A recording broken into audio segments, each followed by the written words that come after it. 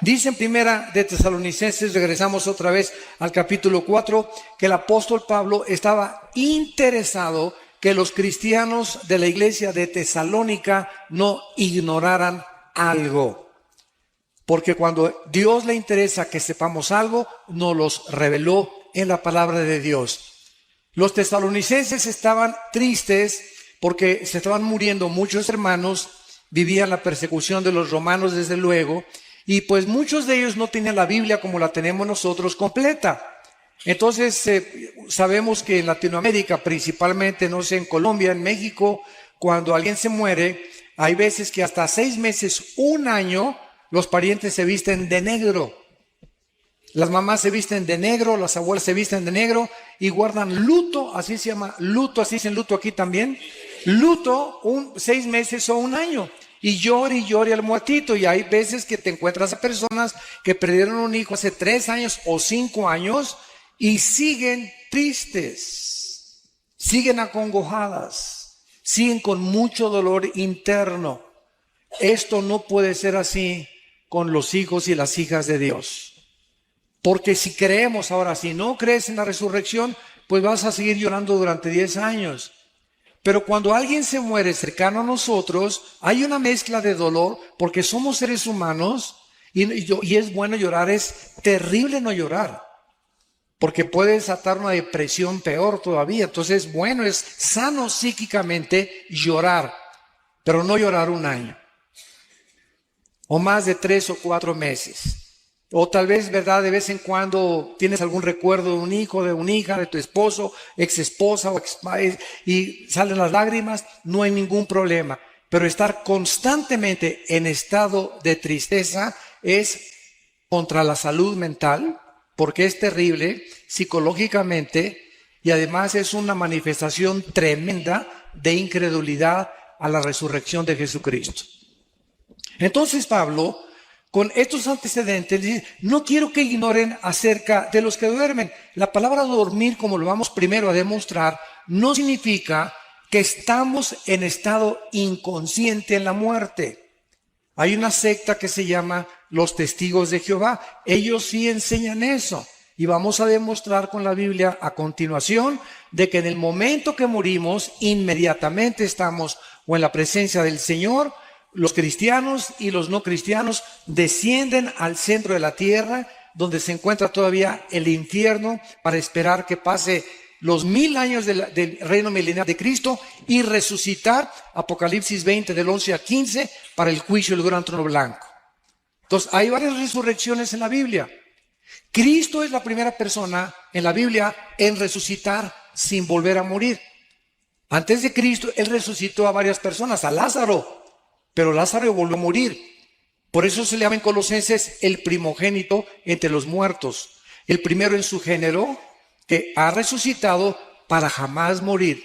Porque en cuanto murió, dice Romanos 6, al pecado murió de una vez para siempre. Vayamos a Génesis 35 y veamos y demostremos con la Biblia a dónde se va el alma y el espíritu, o qué es lo que pasa en el momento de la muerte. La Biblia es el único libro que nos revela de qué forma tan maravillosa hay vida después de la vida. Y que nuestros seres queridos que ya partieron están, que Riviera Maya, ni Hawái, ni la costa francesa, están en un lugar de descanso, tranquilos, aleluya, gloria a Dios. Y vamos a ver como a la mitad de la conferencia que nos están diciendo a nosotros, apúrense.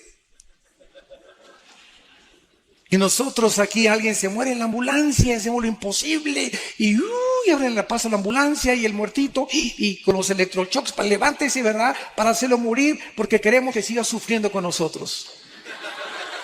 Esa es la, que decimos en México, esa es la neta. Es la realidad. Si supiésemos que el morir es ganancia y que el morir es el final de la vida terrestre, pero que después de la muerte, para eso Cristo vino al mundo, para vencer la muerte y decirnos, yo soy la resurrección y la vida. Juan 11, 25 y 26. Y si ustedes creen en mí, ustedes van a volver a resucitar igual que yo lo hice. Si Cristo no hubiera resucitado, no hubiera cristianismo. Porque la base del cristianismo no son dogmas, no son leyes, no son rituales, no son ceremonias. El cristianismo permanece en pie o se cae con la resurrección de Cristo. Es la base, la piedra angular del cristianismo, que su fundador volvió a vivir de entre los muertos. En Génesis 35, versículo 18, dice: y aconteció que al salírsele el alma. En la traducción la nueva versión internacional que le dije que es una de las peores, dice el suspiro. Imagínense nada más. Digo, por favor, esta palabra alma, en el original hebreo, es la palabra nepesh. Apúntala, como suena nepesh, con SH. Se pronuncia nepej. Al morir, algo se sale que etimológicamente esta palabra no se puede traducir suspiro, o lo dejó. Hay otras traducciones que he leído que dice, y al morir lo dejó. ¿Que lo dejó qué cosa? Gasparín, el fantasma, que se fue de nosotros, ¿verdad? Y por eso es tan importante establecer el origen etimológico de las raíces hebreas y griegas para un estudio mucho más profundo de lo que Dios nos quiere decir. Ahora vamos a compararlo con el versículo 29. Y exhaló Isaac el espíritu y murió. Aquí se usa otra palabra hebrea, que se escribe ruach, con R de Raúl, A-C-H, se pronuncia ruach. Por ejemplo, cuando hablamos del Espíritu Santo, el Espíritu Santo es ruach, el kadosh. El Espíritu Santo, kadosh es santo en el hebreo, y en el hebreo en el griego es otra palabra. Entonces vemos que la Biblia nos muestra que si se usaron dos palabras diferentes, nepesh y ruach, para describir dos elementos que tanto Hebreos 4:12 y 1 Tesalonicenses 5:23 dicen que cuando muramos el espíritu, alma y cuerpo sean guardados irreprensibles. El Nuevo Testamento, Hebreos 4:12, la palabra de Dios es eficaz que separa el alma y el espíritu. Entonces hay dos cosas completamente diferentes dentro de ti y dentro de mí. Dos elementos de los cuales estamos formados. Concluimos que somos un espíritu, tenemos un alma y vivimos dentro de un envase, dentro de un casco, dentro de un cuerpo corruptible que día a día está muriendo celularmente. Pero dentro de nosotros, el valor de lo que está dentro de nosotros, dice en 1 Corintios, tenemos este tesoro en vasos de barro. ¿Cuál es el tesoro? El espíritu que mora dentro de nosotros. Y al morir, se sale dentro de nosotros el alma y se sale el espíritu. Ya vimos que el cuerpo lo pueden cremar o lo pueden enterrar o lo pueden hacer, acabas en la panza de un tiburón, en un avionazo, o no sé cómo vayas a morir, un accidente en la carretera. Tenemos de cualquier forma que nos pintemos al otro lado. El cuerpo que Cristo resucite no va a ser tu cuerpo, va a ser un cuerpo completamente nuevo. No va a ser una renovación, va a ser una nueva creación completamente. No va a usar nada de nuestro cuerpo Cristo con la nueva formación que vamos a tener, como lo vamos a ver más adelante. Ahora, ¿qué es el alma? ¿Qué es el nepesh? El alma es el asiento de las emociones, de los sentimientos, del intelecto y de la voluntad. Y hay dos palabras que se usan como sinónimos en el Antiguo Testamento, que es alma y corazón. Cuando dice la Biblia, sobre todas las cosas guarda tu corazón, es el alma.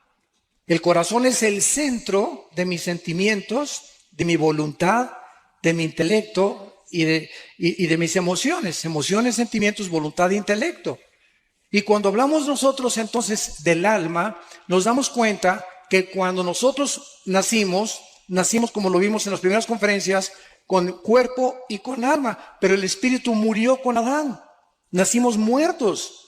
Efesios 2:1, muertos espiritualmente ante Dios, separados de Dios, de la comunicación. Se rompió la comunicación, se rompió el contacto con la fuente de energía y nacemos los seres humanos sabemos que en lo más profundo, dice Colosenses 3:11, Dios puso la eternidad en nosotros. en los egipcios, en los jíbaros, en los aucas, en los aztecas, en los mayas. Nunca ha existido una civilización, ni una tribu, ni una cultura que no haya creído en vida después de la vida. Los egipcios enterraban a sus muertos con comida, con sus armas. Algo les decía que las iban a necesitar. Los hindúes, los griegos, los babilonios, los egipcios, los sumerios, los asirios, los egipcios, todas las culturas a través de toda la historia siempre han tratado de invocar algo, inventar algo, y como no saben, agarran un tronco, fabrican un dios y se hincan ante la obra de sus manos.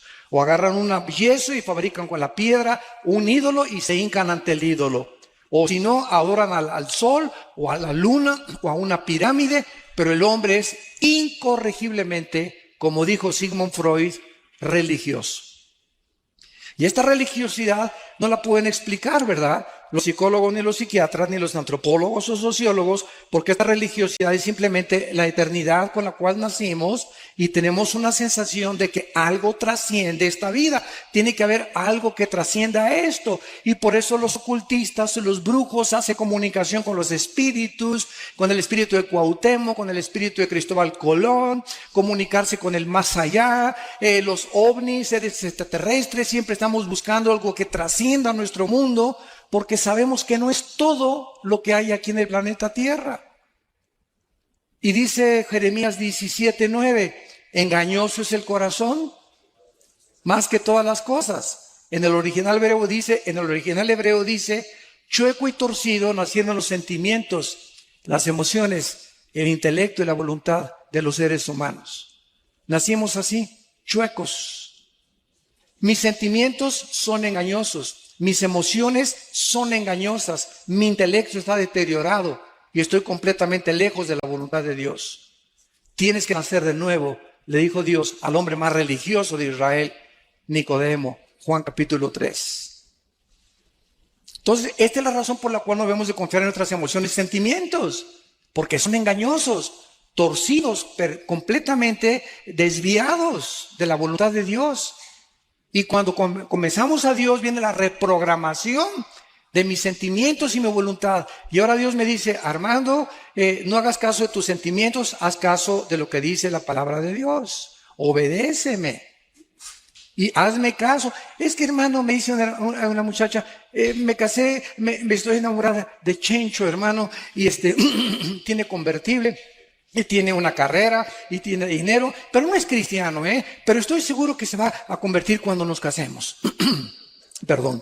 Entonces yo le digo a esta muchacha, mira, fíjate lo que sucede. Cuando una persona cristiana viola la palabra de Dios porque cree que los fines justifican los medios o porque cree que son puros pretextos y se casa con una persona que no es cristiana, en ese momento el bien está haciendo y queda empoderado debajo del mal. Porque cuando el bien se pone bajo el mal aprisiona al bien. Y pierdes la brújula del Señor y tú acabas convirtiéndote en la religión de tu esposo. O acabas siguiendo las cosas de tu esposo. ¿Por qué? Porque desobedeciste a Dios. Y Dios no puede ser burlado. Cuando tú haces un negocio y haces socio del 50% de tus acciones a una persona que no es cristiana, estás violando 2 Corintios capítulo 6. No os unáis en yugo desigual con los incrédulos. ¿Qué comunión tiene la luz con las tinieblas? Y cuando me uno a las tinieblas, el mal derrota al bien. El bien solamente puede derrotar al mal mientras permanece de lejos. Alguien me ha dicho, ¿y por qué Cristo se juntaba con los pecadores? Pero se juntaba para hablarles de Cristo, por favor, para hablarles de la salvación, para llamarlos al arrepentimiento, no para echarse unas chelas con ellos. Ni para brindar con tequila de México, ¿verdad? Entonces es muy diferente. Entonces, si tú tienes un amigo que es no cristiano y es tu mejor amigo, tu mejor amiga, te va a acabar jalando y te va a acabar influenciando, porque dice en Jeremías que ellos se conviertan a ti y no tú a ellos.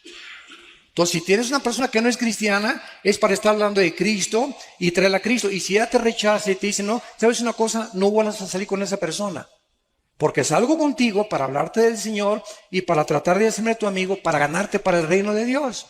Pero si hay un rechazo continuo a esa persona que tú consideras tu mejor amigo o mejor amigo hacia las cosas de Dios, ten mucho cuidado porque Dios te puede abandonar. En el sentido no de que pierdas la salvación, sino que pierdas el poder para traer a esa persona y esa persona te va a jalar al pecado, tarde o temprano. ¿Qué es el espíritu? El espíritu es la parte inmaterial del ser humano, apúntala, a través de la cual conocemos, adoramos y servimos a Dios. Juan 4:24, porque Dios es espíritu. Entonces a Dios se le tiene que conocer solo a través del Espíritu Santo. Si ninguna persona en esta mañana o en esta tarde no tiene al Espíritu Santo, aunque te pongas en flor de loto, meditación trascendental, budismo zen, y te vayas a un parque, te concentres, etcétera, etcétera, te estás comunicando con espíritus malignos que te van a engañar. Cristo dijo en Mateo 11:25 al 27, nadie conoce al Padre sino el Hijo y aquel a quien el Hijo lo quiera revelar.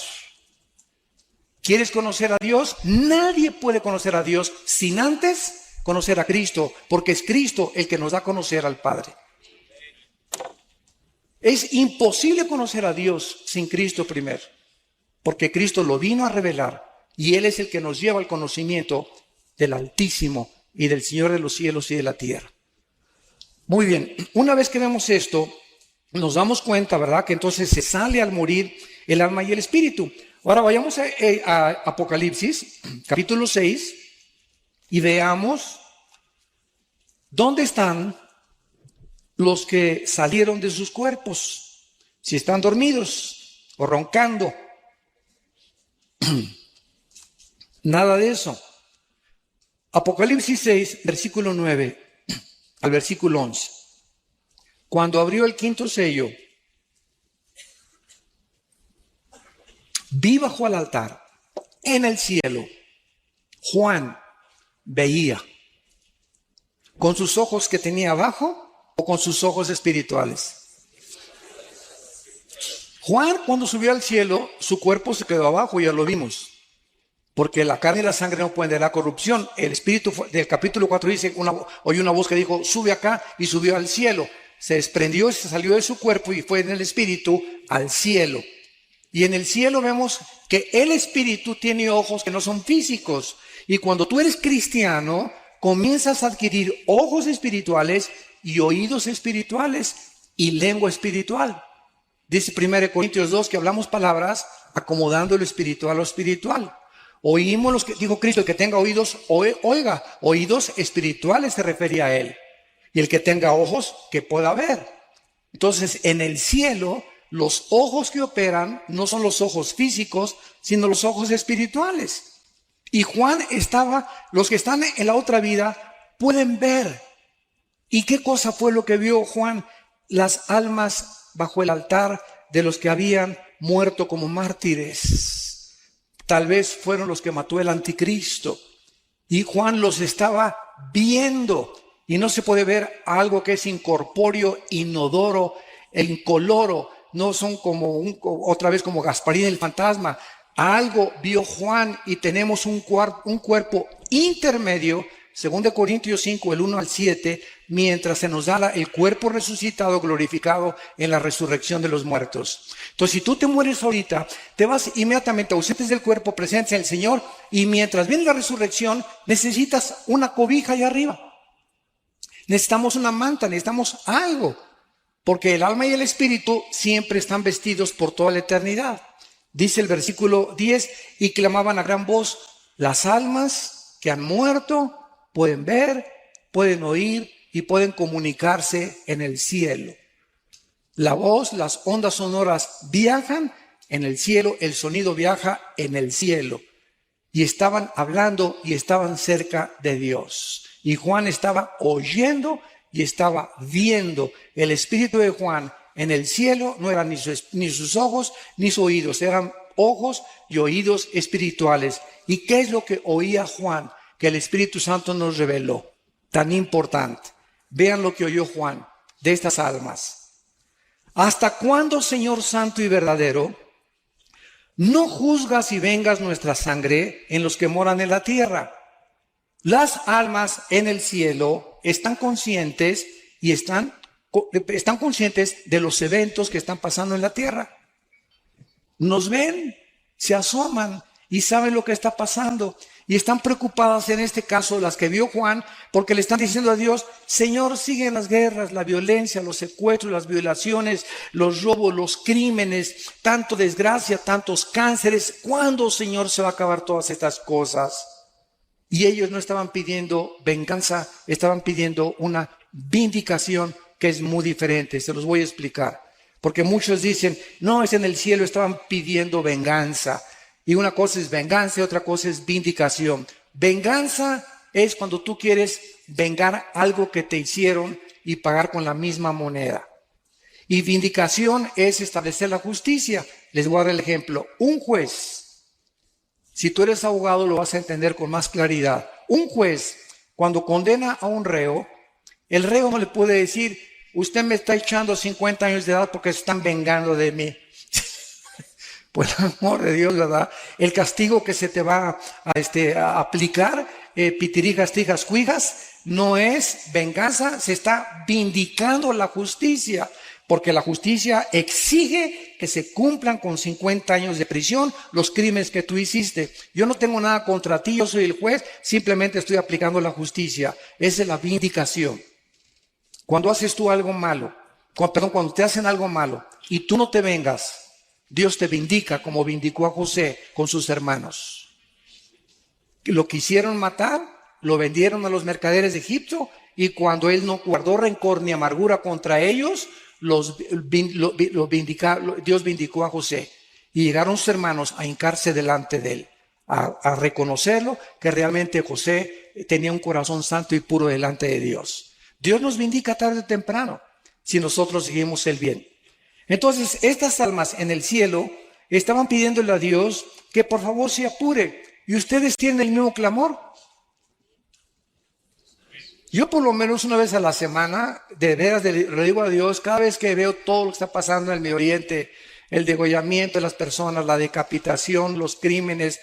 Mi esposa está en un ministerio que es de tráfico humano y mi esposa está involucrada en un ministerio que se llama Tamari, que protege a las mujeres que sufren violencia.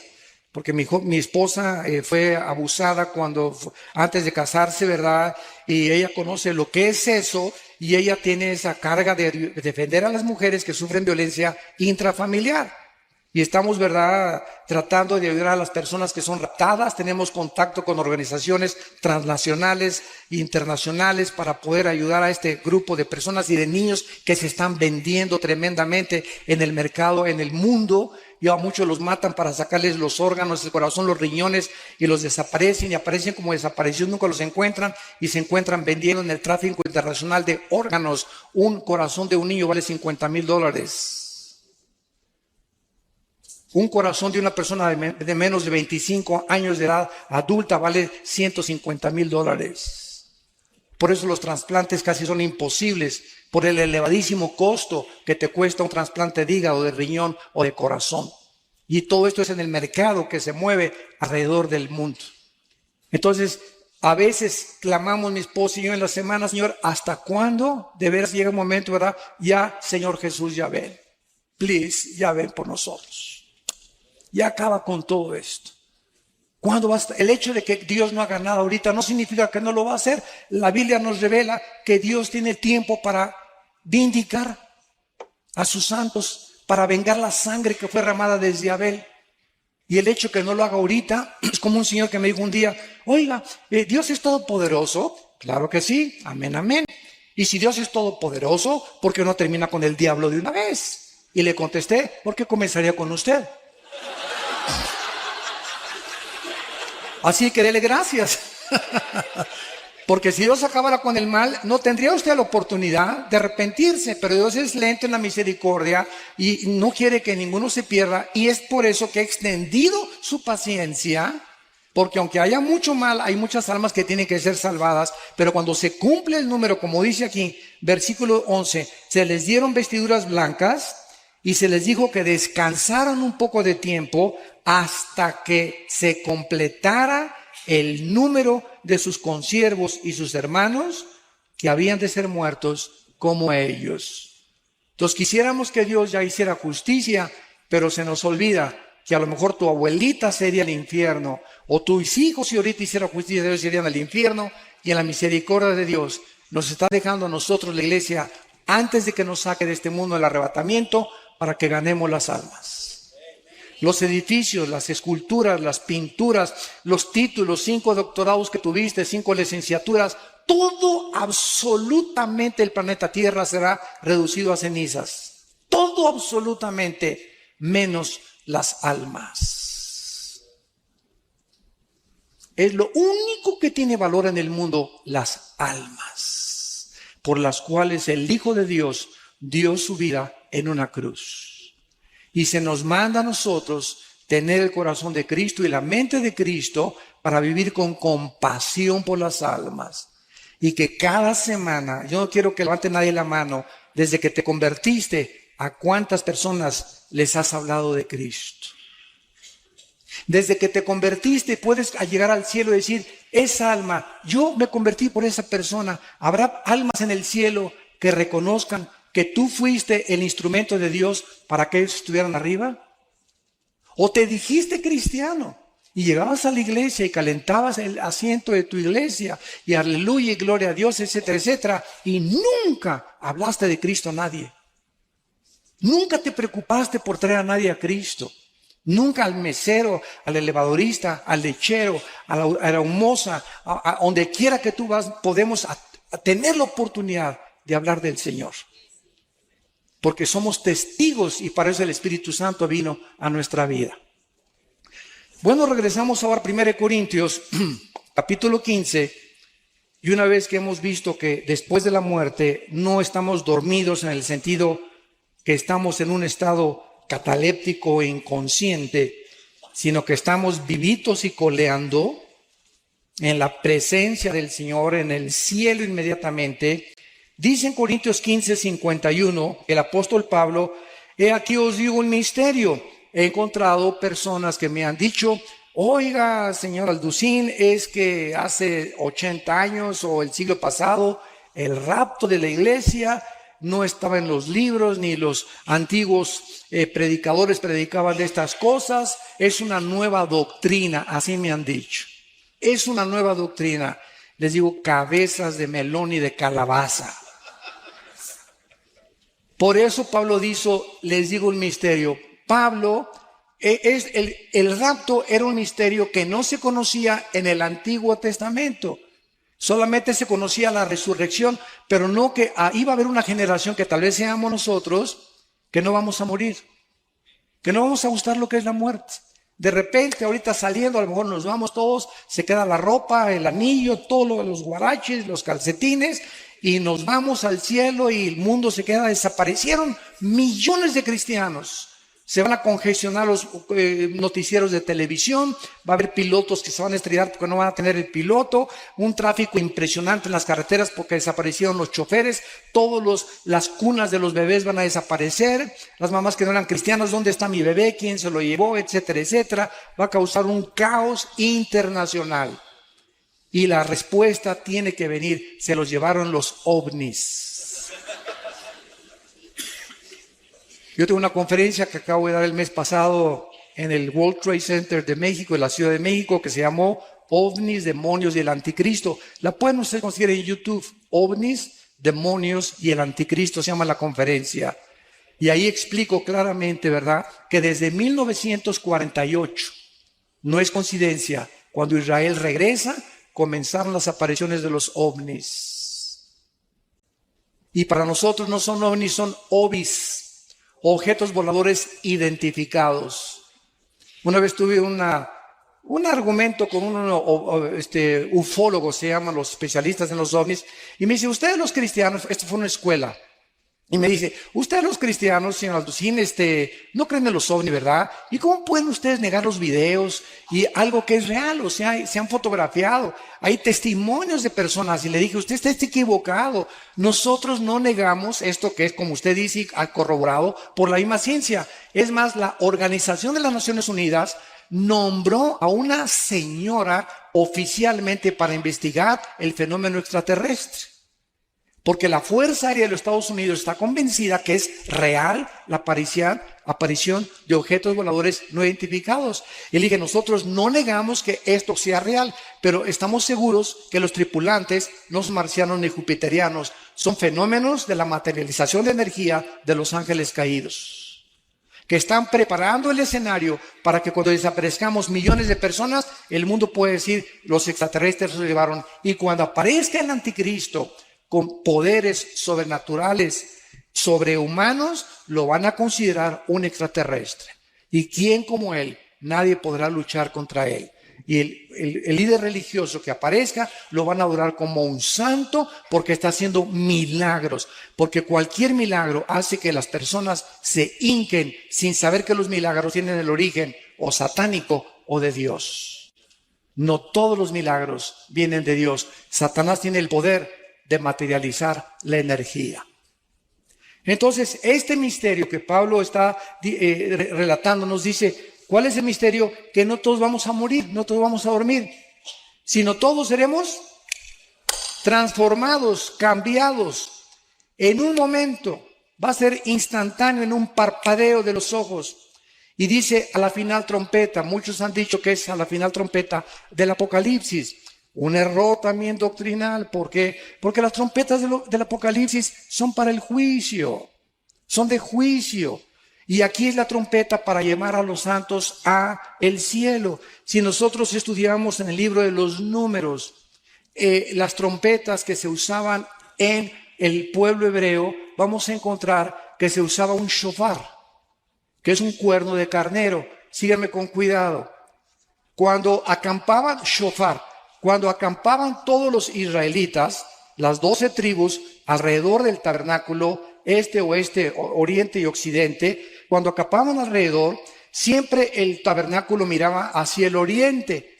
Y cuando necesitaban, no tenían iPhones, no tenían correo, no tenían teléfono, para poder movilizar al pueblo, cerca de 2 millones de personas, usaban los sacerdotes shofares y tenían 2 toques. Escuchen, el toque para que se reunieran todos en el campamento era así.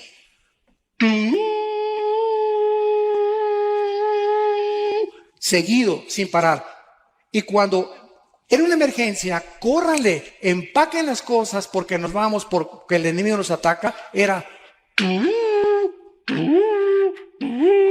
Cuando era intermitente, era de emergencia. Y la trompeta que se va a sonar es la de Yom Teruah, la fiesta de las trompetas. Porque Cristo cuando vino cumplió 4 fiestas y faltan 3 que se cumplan. Las 7 fiestas de Israel están relacionadas con Jesucristo. Y las 3 que faltan son las de las trompetas, la de Yom Kippur y la de los tabernáculos. Los tabernáculos las vamos a cumplir en el milenio, pero faltan las trompetas. Y cuando venga Cristo, las trompetas es el arrebatamiento de la iglesia. Y las 3 fiestas que faltan caían en el mes de Tishri, que es el mes de septiembre. Tal vez por eso fue el ataque a las Torres Gemelas el 11 de septiembre. Los acontecimientos que han convulsionado al mundo han sido en septiembre.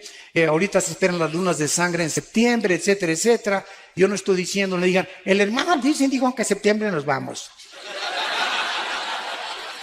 Tengan cuidado lo que oyen. Yo no estoy diciendo eso. Estoy diciendo que coincidieron las fiestas y que la final trompeta que se está estableciendo aquí Pablo se está refiriendo es la última trompeta de la fiesta de las trompetas. No puede ser la última trompeta Apocalipsis porque esas son para juicio y estas son para Dios nos está llamando y solo nosotros la vamos a oír. Así que acostúmbrate a lo que acabo de tocar ahorita. Ándale. Y por eso los shofares, tú vas a Israel y te venden los shofares y es dificilísimo tocar. Si la trompeta es difícil tocarla, más un shofar. Pero el toque es increíble. Nadie suena como el cuerno de un carnero o los shofares. Entonces, veamos ahora, regamos a Tesalonicenses y dice así la explicación. Primera de Tesalonicenses 4, versículo 15. Por lo cual os decimos esto en palabra del Señor, que nosotros que vivimos, los que habremos quedado cuando venga el Señor o hasta la venida del Señor, no precederemos a los que durmieron. O sea, si viene Cristo hoy en la tarde, hoy en la noche, a las 10 de la noche, vamos a suponer antes que nosotros seamos arrebatados, van a resucitar todos los que murieron de Pentecostés a nuestros días. Los santos del Antiguo Testamento van a resucitar hasta la segunda venida de Cristo. ¿Cómo lo sabemos? Vean lo que dice el versículo 14. Porque si creemos que resucitó, murió y resucitó, traerá Dios con Jesús a los que durmieron en Él. Hasta Pentecostés fuimos colocados en el cuerpo de Cristo. Estamos en Efesios, dice, en Él. Dice Romanos 6 que fuimos sepultados con Él, identificados en su muerte, en su sepultura, y cuando Cristo resucitó, resucitamos con Él. Estas son cosas que la mente humana no puede captar. Es tremendo espiritualmente, pero Dios nos considera ya sentados con Cristo, reinando con Cristo posicionalmente, aunque en la práctica tenemos que seguir luchando contra el pecado y contra las enfermedades. Entonces, solamente desde Pentecostés se formó la iglesia, y desde Pentecostés los que reciban a Cristo estamos en el cuerpo de Cristo mediante el bautismo del Espíritu Santo. Los otros cristianos o fieles que murieron antes de Pentecostés van a resucitar hasta la segunda venida de Cristo. Daniel 12, versículo 2. Muchos los que duermen en la tierra serán despertados, dice muchos, no todos, unos para vida eterna, otros para confusión perpetua. Y aquí está hablándole Dios, el ángel a Daniel, acerca de los que mueran en la tribulación. Ahora, cuando nosotros resucitemos, ¿quién fue el primero en resucitar? Cristo. Después seguimos nosotros. Vean cuántas resurrecciones va a haber. Después de nosotros van a resucitar los 144,000. Después van a resucitar los 2 testigos, Apocalipsis 11. Después van a resucitar los santos del Antiguo Testamento, llevan 5 resurrecciones. Y después van a resucitar al final del milenio los que entraron sin cuerpos al reino milenial cuando Cristo venga y no estaban glorificados, y van a tener que resucitar para vivir en la eternidad y en la nueva Jerusalén con Él. Entonces la Biblia menciona más de 5 o 6 resurrecciones. La primera fue Cristo, 1 Corintios 15:52. Primero es Cristo y las primicias después, que somos nosotros. Y después los que durmieron en Él. Ahora sigamos lo que dice el relato. Versículo 16. Porque el Señor mismo, Cristo mismo, a todo color, en persona, físicamente, bajará del cielo. Y Él bajará acompañado de Miguel, que es el jefe y comandante de todas las huestes de ángeles del cielo. Van a ser millones de ángeles cuando venga Cristo, y ninguno va a tocar la tierra, todo va a ser en el aire. Cuando llegamos de repente, ¡pum!, y nos salimos y estamos con Él en el aire. Los arcángeles van a bajar con Él, se va a tocar la trompeta de Dios, y entonces Él va a descender del tercer cielo al primer cielo, a la atmósfera. Y en ese momento todos los que están en las tumbas van a resucitar de Cristo a nuestros días, los que murieron en Cristo, los que estaban identificados, bautizados en el cuerpo de Cristo, que somos la iglesia, judíos, griegos, mexicanos, colombianos, bla, bla, bla, bla, bla. Y dice la Biblia en el versículo 17, luego nosotros, o sea, primero la resurrección de los que murieron en Él, y entonces nosotros, en fracciones de segundos, en un parpadeo, vamos nosotros, dice la Biblia, a ser arrebatados. La palabra arrebatado es muy importante en el griego, apúntala. Es la palabra griega arpazo, con Z, arpazo, que significa ser sacado de en medio súbitamente o con fuerza. ¿Por qué se usó rapto? Porque la palabra en latín raptus, y arrebatados es castellano y arpazo es griego. Y como la Biblia del Nuevo Testamento fue escrita en griego, se usó la palabra arpazo. Pero cuando usamos rapto, es un sinónimo y la gente nos entiende. El rapto de la iglesia es la palabra más común. Bueno, seremos arrebatados juntamente con ellos para recibir al Señor en el aire. Y así estaremos con el Señor para siempre. Ya adiós mundo cruel, ya nunca te veré, ¿verdad? Oye, hermano, y si se queda mi abuelita ahí en la tierra, y si se queda mi hijo y veo que se quedó mi hijo, ay, Señor, mi hijo, ¿no te lo quieres traer también a él, por favor? ¿Sabes una cosa? Los sentimientos aquí abajo en la tierra van a ser transformados y las emociones completamente en la nueva creación que Dios va a hacer de nuestros cuerpos. ¿Por qué? Cristo cuando vivió, estaba un día enseñando a los discípulos en un cuarto y de repente alguien oyó y fueron a contestar a la puerta. Y uno de los discípulos desde la puerta le gritó al Señor, Señor, es tu mamá. Y tus hermanos, pregunta, ¿por qué no entraron al discipulado? ¿Por qué no entraron al estudio? ¿Por qué no estaban con Cristo? Porque dice la Biblia que no creían en Él. María no creía en Él. María, aunque sabía lo que el ángel le reveló y le dijo que una espada traspasaría su...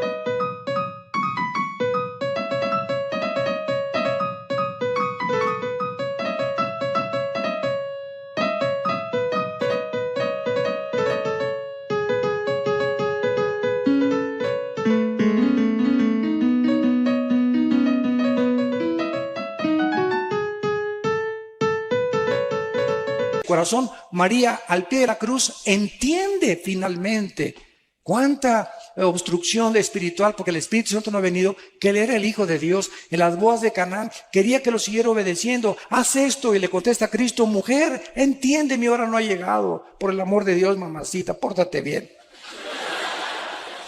En otras palabras, te hablan tus mamás, tus hermanos, y Cristo, ¿qué les dice? Espérenme tantito, ¿no? Mi familia es primero. No dijo eso. Mi madre y mis hermanos aprovechó para dar esta lección, son los que hacen la voluntad de mi Padre y lo obedecen. Mi madre y mis hermanos, ahorita nosotros aquí somos la verdadera familia. Si mi abuelita no se convierte, si mi mamá no se convierte, si mis hermanos no se convierte, ustedes son mis hermanos, ustedes son mis madres, ustedes son mis padres, ustedes son mis hermanos en Cristo.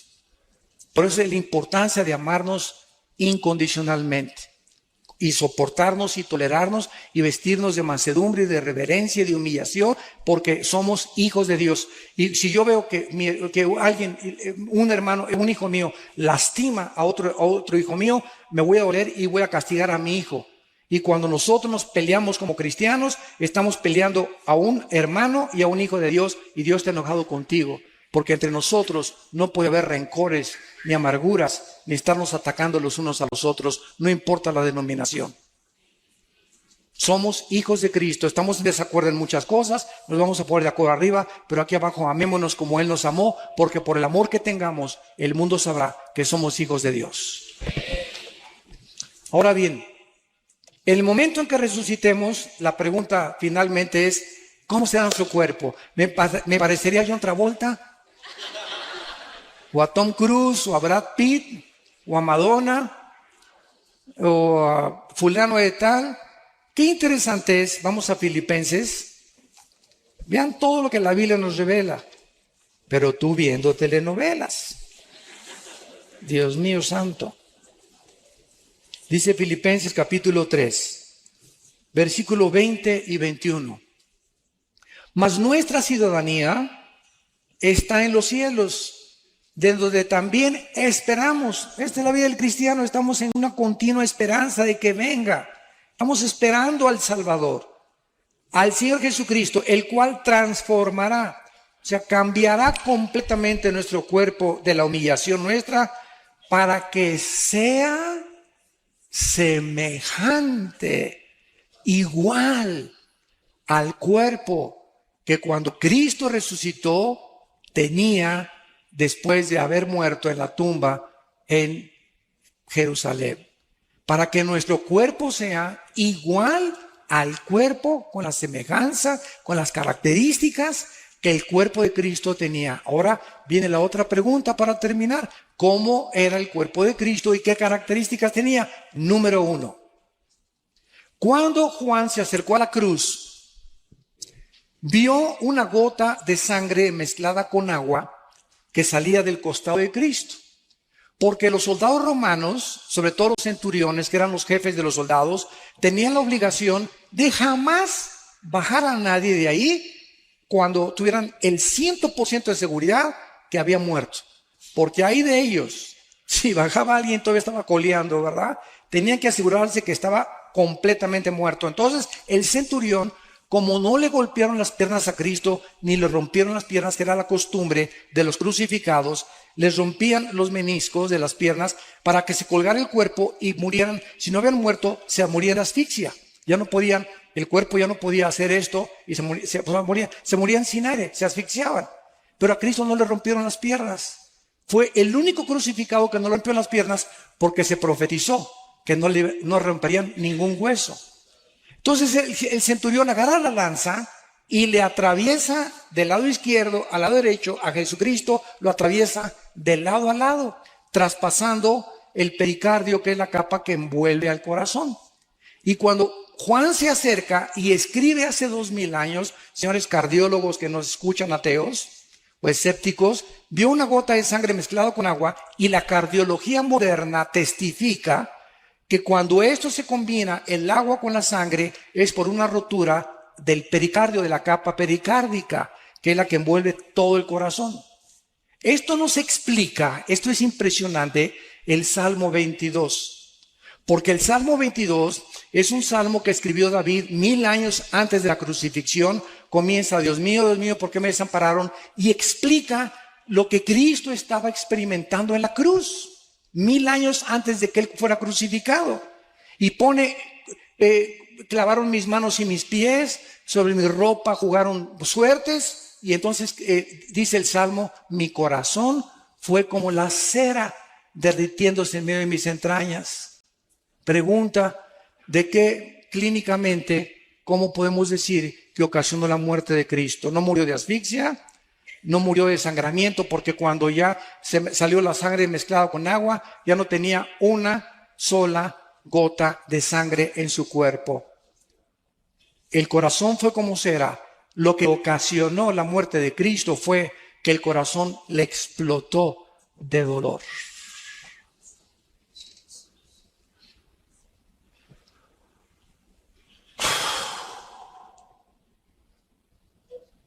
Cuando nuestros pecados fueron puestos sobre su cuerpo, el santo, hecho más sublime que los cielos, no lo pudo tolerar ni soportar, ser separado de su Padre.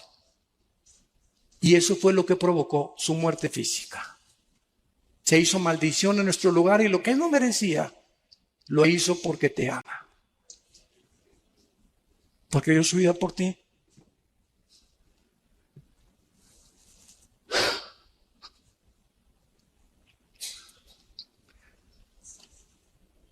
En segundo lugar, vamos a Lucas capítulo 24 y veamos otra característica de Jesús cuando resucitó. Dice Lucas 24. Estamos viendo nuestro cuerpo, igual al de Cristo, ya no va a funcionar con la circulación de la sangre.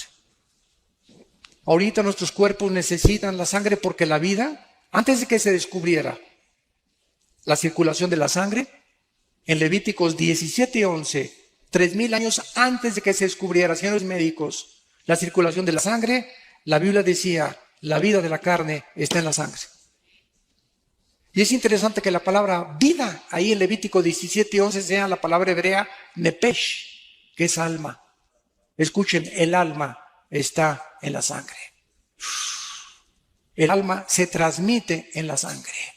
Por eso la sangre de José no podía ser transmitida a María, porque hubiera sido un alma pecadora, la del Hijo de Dios. Dios tenía que poner el cromosoma Y en María para que el Hijo de Dios naciera sin pecado, transmitido por la infección del ser humano.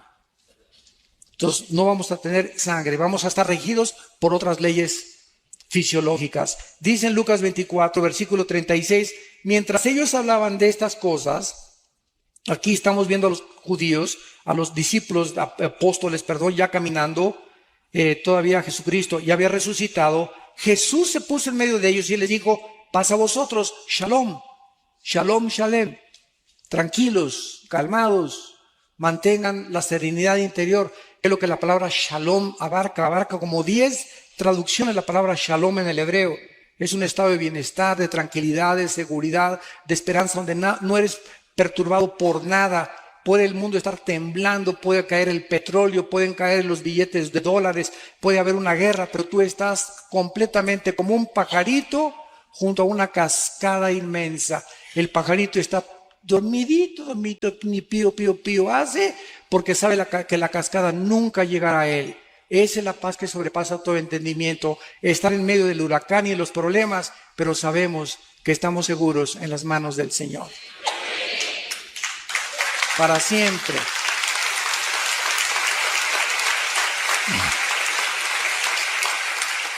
Entonces, espantados y atemorizados, pensaban que veían espíritus. Pero Él les dijo: ¿por qué están turbados y vienen a vuestro corazón estos pensamientos? Miren mis manos y mis pies, y yo mismo soy.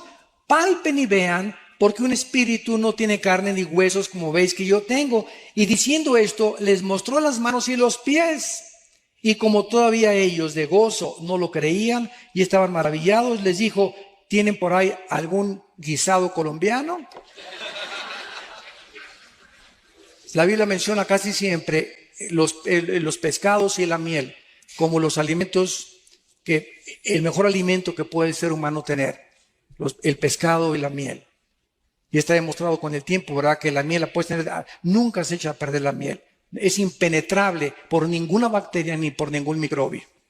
Bueno, haciendo a un lado esto, vemos que el cuerpo de Cristo no tenía sangre. Al mismo tiempo, el cuerpo de Cristo era un cuerpo que se materializaba y se desmaterializaba a voluntad. Podía atravesar las paredes y podía ser tocado, y tocaban algo sólido los discípulos. Y en tercer lugar, nuestros cuerpos nuevos vamos a seguir comiendo. Adán, antes de pecar, comía. Entonces, y dice en Apocalipsis 22 que habrá el árbol de la vida en la Nueva Jerusalén. ¿Por qué? ¿No se han preguntado esto? El árbol de la vida aparece en Génesis 2 y en Apocalipsis 22. Nada más, el árbol de la vida. Antes del pecado, participaban del árbol de la vida. Y después del pecado, dejaron de participar del árbol de la vida. Ahora participamos del árbol de la vida, que es una representación de Cristo. Pero cuando muramos con cuerpos ya glorificados, vamos a participar del fruto que Adán rechazó. La pregunta es ¿por qué? Porque Dios nos muestra que aún resucitados y eternos con Él, jamás seremos dioses. Siempre dependeremos de Él. Ningún ser humano será autónomo jamás en toda la eternidad, y ni jamás tendremos la deidad. Porque Dios es el único que existe, con el Padre y el Espíritu Santo. Entonces, esta es la cuarta. Y la última característica está en Hechos capítulo 1. Hechos capítulo 1. Dice la Biblia que ya al final, cuando ya Cristo se apareció a más de 500 personas durante cerca de 40 días en Jerusalén y los alrededores, entonces ya llegamos al momento de la ascensión, cuando ya Jesús deja el planeta Tierra y ya no vuelve a regresar, más que cuando se le aparece a Juan para que escribe el Apocalipsis. Y dice Hechos capítulo 1, versículo 9, y habiendo dicho estas cosas, viéndolo ellos, fue alzado. De repente estaban con él y de repente comenzó Jesús a violar la ley de la gravedad.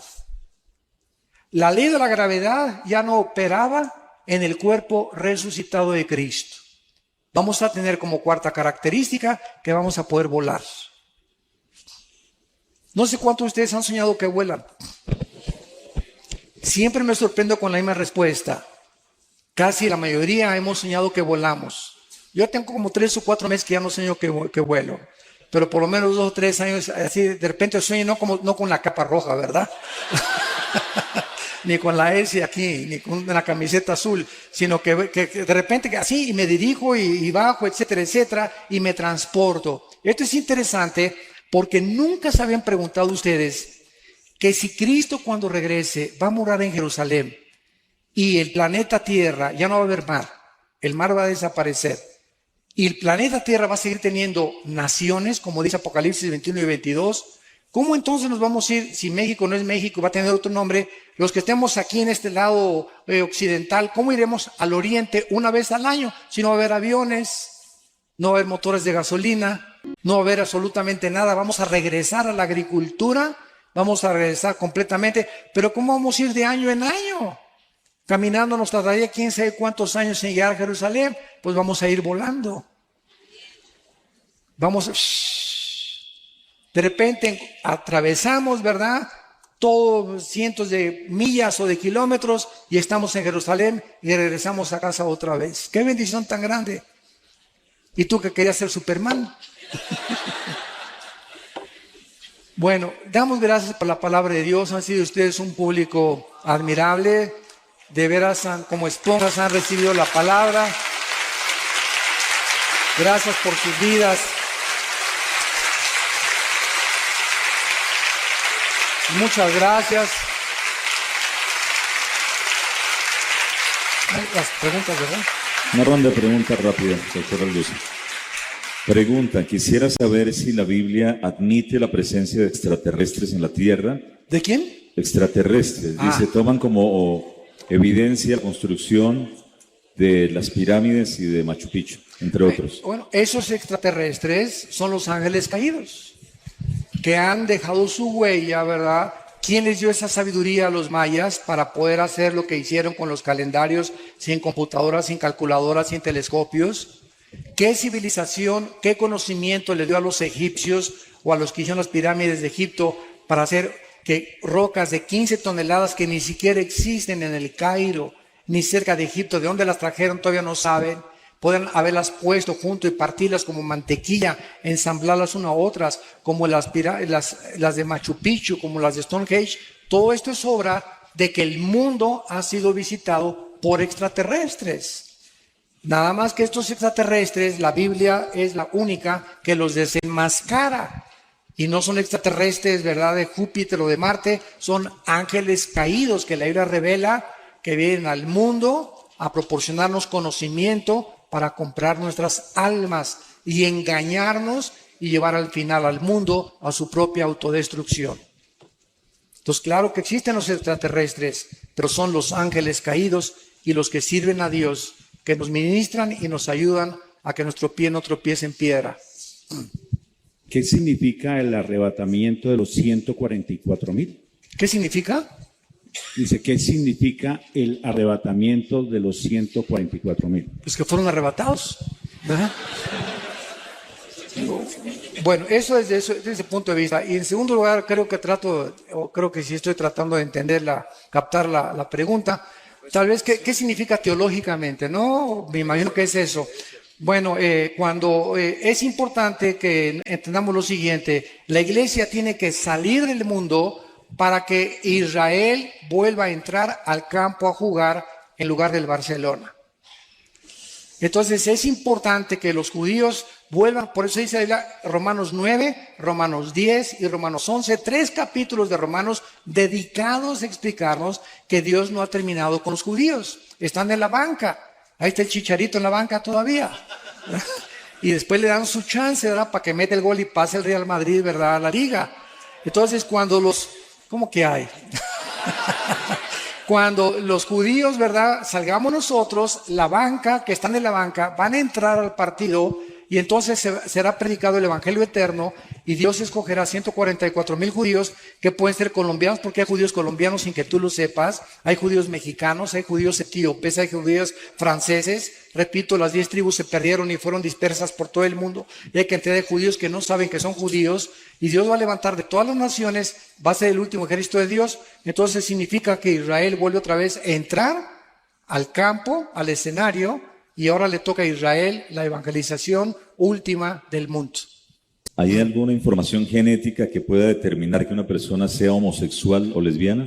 Si hubiera algún gen que determinara eso, entonces no habría ninguna responsabilidad y la Biblia sería mentirosa.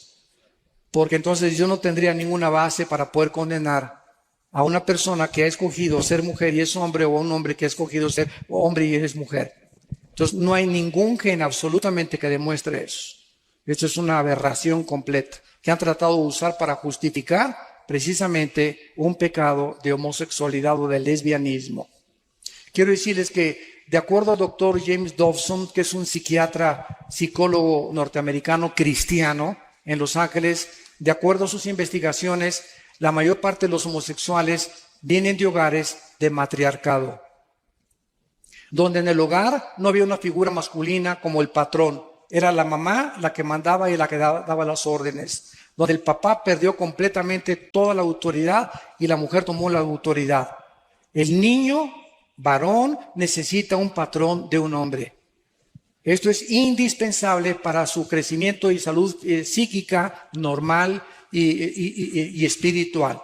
Entonces, la mayor parte de ellos han sido de estos hogares, y otra parte, dice el doctor Dawson, la mayor parte también de los homosexuales, que es un 50 y 50%, han sido personas abusadas en su infancia o juventud sexualmente.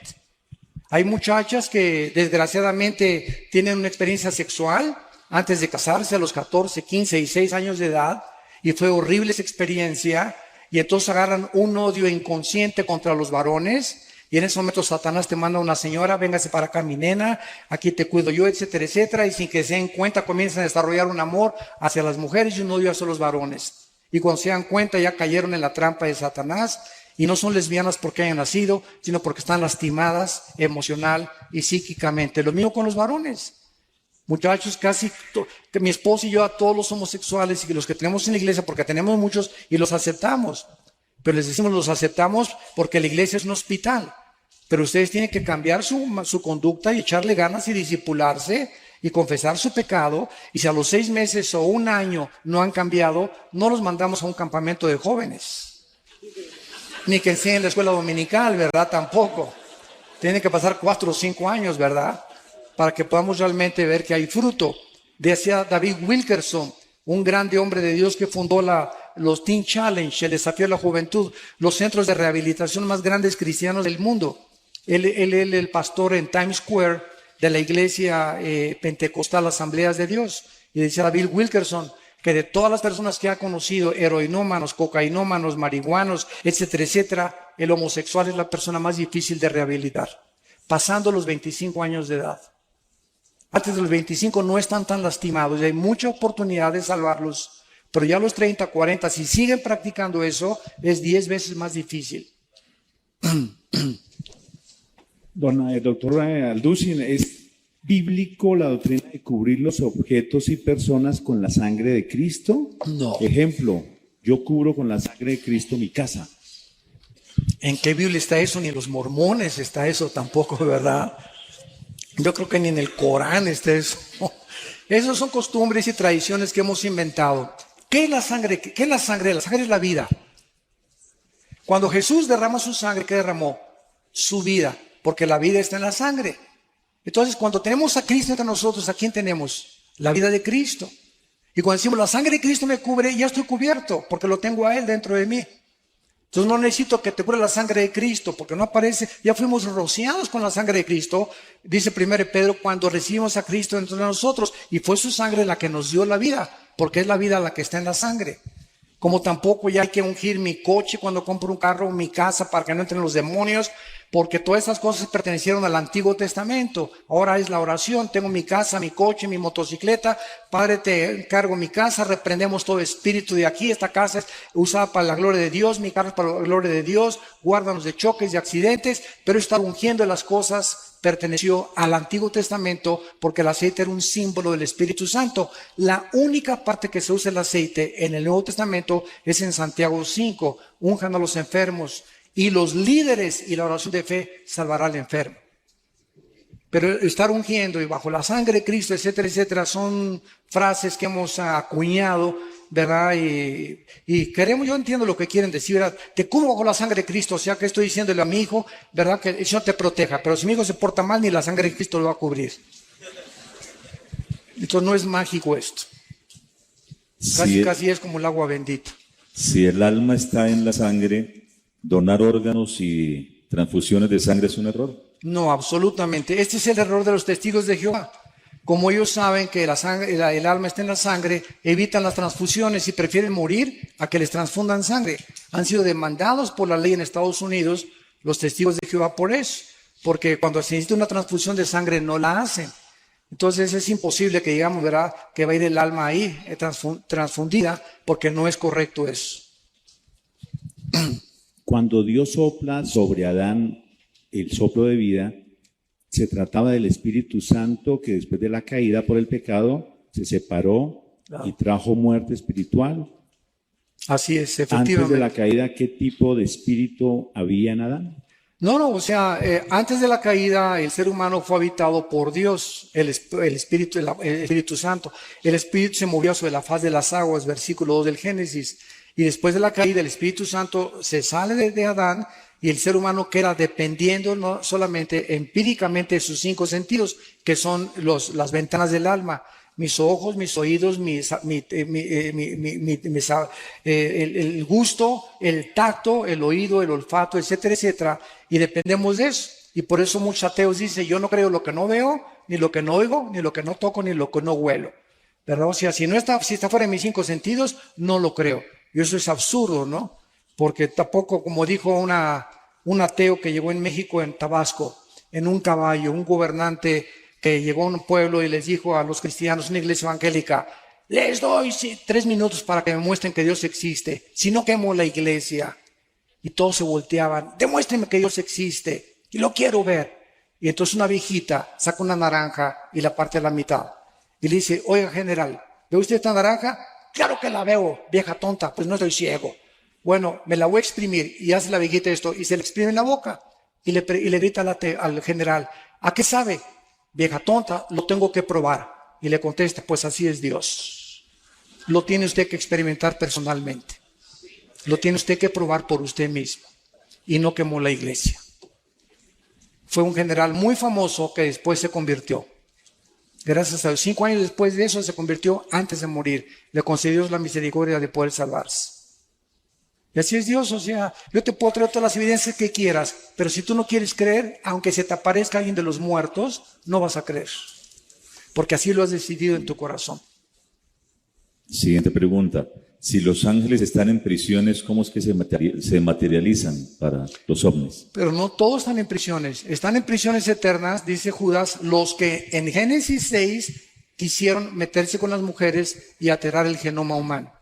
Pero fueron un grupo de ángeles nada más, no todos los ángeles. Porque hay otro grupo de ángeles caídos que siguen operando con Satanás.